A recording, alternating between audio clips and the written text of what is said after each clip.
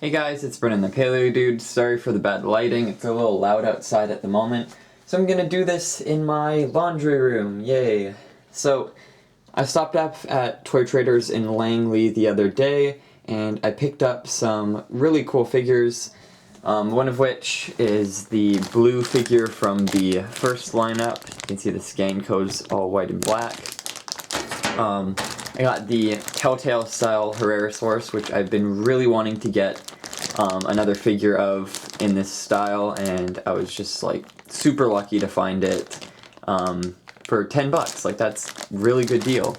And then I decided to pick up this little Allosaurus from the 2015 Hasbro lineup, and I'm planning on repainting it as the juvenile Allosaurus from Fallen Kingdom because it fits a little bit better in scale than the actual one. So this guy's gonna come in handy for that. Maybe good for some in-scale photography. And I also found this bag of the Walmart exclusive Battle Damage minis with just the red paint on the sides of some of them. And I think only the Moza has the working jaw. And these might come in handy for photography, also like repaints or making custom sets. There's loads you can do with them, and I thought they were a good addition.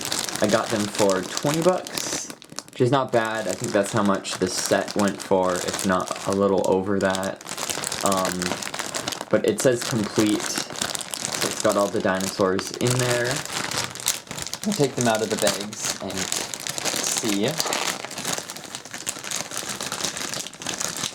It also comes with a little backdrop, which is super cute. It's got the volcano erupting in the background. Got the checklist.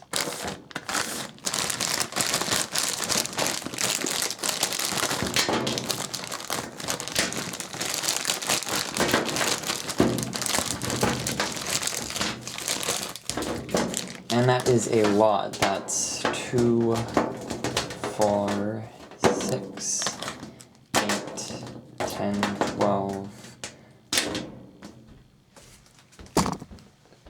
14, 15? 2, 4, 6, 8, 10, 12, 15. Yeah, okay. Definitely complete. So, the indominus is super cool. This one, it's transparent, and there was a release with a silver transparency. I think that might be good for just a normal repaint. Of course, all these dinosaurs lack eye paint, mouth paint, all that jazz. They just come with like a basic strip of paint. Some of them don't even come with that, and then they have like the battle damage paint on the side, which is really interesting. Some of them don't come with that. But some of the ones that don't have battle damage, it would be really neat to see like Metricanthosaurus or Stegosaurus in a battle damage lineup. I think that'd be super cool.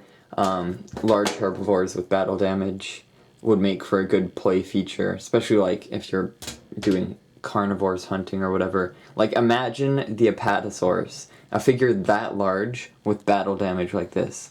That'd be so cool. Okay, so there's the minis. Get the Herrerasaurus out.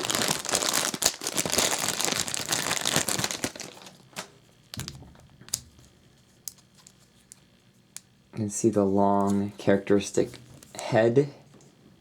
I love the boxy nature of it. It's super cool. And this is the closest paint job we can get. Like, that's just amazing. Almost bang on. The battle damage one in the first lineup, the green one, it was supposed to be like this orangey color with a similar pattern on the back and similar color pattern. But for some reason it got changed to a green. But that's chill because this one obviously came out in this color. Looks like the legs are a little bit far apart. There we go. And we'll open up blue. I don't think I'm just gonna do a custom of blue. I'll just keep this figure as like a traveling one. So I can stand it. Yeah. Yeah, I just saw it. I was like, hey, it'd be nice to have just a basic blue to bring around and not worry about scuffing up. Not that the figure has too much paint detail. I know now we've got a few packs coming out with the same blue mold, but way better paint job. And then here's the Allosaurus. It's got like some sort of feature. You pull on the tail and the head looks around, and then you pull up or down on the tail. And the mouth opens, kinda. So yeah, no, this figure is slightly larger than blue, and it's like around the size of the gyrosphere, like the one in the movie, Fallen Kingdom, so it'll make for a good repaint, I'm sure of it. The tail's got a little thing that you can see, it's like detached slightly. I might need to push it in more if it's not. I don't know if it's meant to be like that. I haven't looked at my old figures in a while. But it stands somewhat well, surprisingly, for how slim it is. How skinny. But yeah, the feet are like, they're not spread out too far. And the joints are kind of loose, but it stands. It does the justice, which is good. So I hope you guys enjoyed this like little preview of my toy haul, and I'll see you guys in the next video. Bye-bye.